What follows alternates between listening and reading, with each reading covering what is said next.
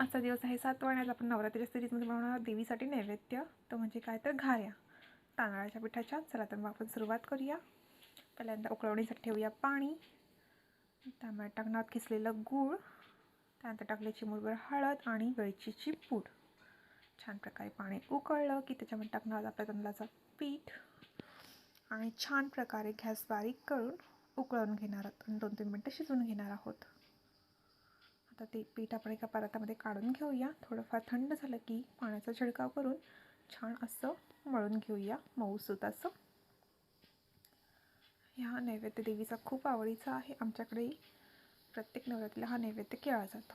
पिठाचा छान छोटा गोळा घ्यायचा आहे, हाताला तेल लावून तो हातावर थापायचा आहे जाडसर असा. अशा प्रकारे आपण बाकीच्या घाऱ्या देखील बनवून घेणार आहोत. आता गॅसवर ठेवूया कढई. कढईमध्ये टाकूया तेल आणि तेल छान गरम झालं की याच्यामध्ये टाकणार आपली घारी आणि छान खरपूस तळून घेणार आहोत. तुम्ही पाहू शकता टम्म अशी घारी फुगली आहे. अशाच प्रकारे बाकीच्या घाऱ्या देखील आपण तळून घेणार आहोत आणि आपल्या देवीचं नैवेद्य रेडी होणार आहे. देवीपुढे मांडण्याआधी आपण याच्यावर साखर ठेवणार आहोत. खूप छान लागतात त्या घाऱ्या. तुम्ही देखील नक्की एकदा ट्राय करून पहा. ही रेसिपी तुम्हाला खूप आवडेल. चहासोबत अगदी उत्तम लागतं.